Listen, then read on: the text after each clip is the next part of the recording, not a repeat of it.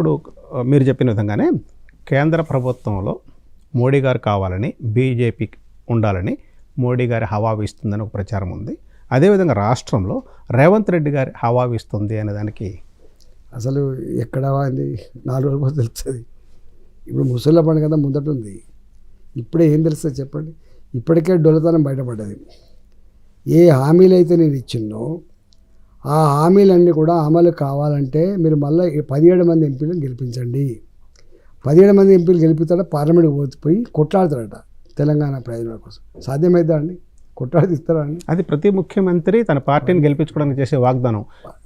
మన పొరుగు రాష్ట్రంలో చూస్తే నాకు 25 మందిని గెలిపించండి, మీకు కావాల్సిన తెచ్చిస్తాను అక్కడ ముఖ్యమంత్రి అన్నారు. అదేవిధంగా ఇక్కడ కూడా ఎవరన్నా ఇవన్నీ బట్టి వచ్చి ముచ్చట కేంద్ర ప్రభుత్వం ఒక పద్ధతి ప్రకారం పనిచేస్తుంది. రాష్ట్ర ప్రభుత్వాల లెక్క ఎక్కువ డీవియేషన్స్ కావు. వాళ్ళు ఒక బడ్జెట్ పెడితే ఆ బడ్జెట్ 90-95% రియలైజేషన్ కోసం వచ్చేస్తుంది. 100%, 105% కూడా అయిన సందర్భాలు ఉంటాయి తప్ప వాళ్ళు ఒక రాష్ట్రానికి ఇష్టం ఉంటే పైసలు ఇచ్చుడు ఒక ఫిక్స్డ్ ఉంటుంది. ఇప్పుడు ట్యాక్స్ డెవల్యూషన్ ఎవరి చేతిలో ఉండదు. అంతకుముందు 32% ఆదాయంలో 32% కేంద్ర ప్రభుత్వం ట్యాక్స్ డెవల్యూషన్ వల్ల ఇతర రాష్ట్రాలు మళ్ళీ పంచేది. ఆ పంచే క్రమం కూడా ప్లానింగ్ కమిషన్ నిర్ణయిస్తుంది. గ్రీన్ కవర్ రకరకాల పారామీటర్స్ ఆధారంగా ఇవి తెలంగాణకు ఇంత పర్సెంట్ ట్యాక్స్ పోతుంది, ఈ ఆంధ్రప్రదేశ్కి ఇంత ట్యాక్స్ పోతుంది, ఇట్లా నిర్ణయిస్తారు తప్ప ఎట్లా పడితే అట్లా ఇచ్చేవారు. ట్యాక్స్ డెవల్యూషన్ కావచ్చు. ఒక్కటేంటంటే కేంద్ర ప్రభుత్వం ఏదైనా సంస్థలు, ఇవాళ మన రామగుండ ఎరువుల ఫ్యాక్టరీ ఉంది, అట్లాంటి దానికి ఇవ్వచ్చు, ఒక సంస్థకి ఇవ్వచ్చు.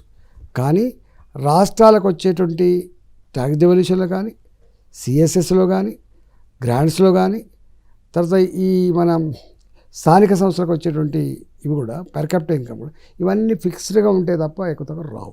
మీరు ఆర్థిక మంత్రి కాబట్టి ఇంత క్లీన్గా ఎక్స్ప్లెయిన్ చేయగలిగారు.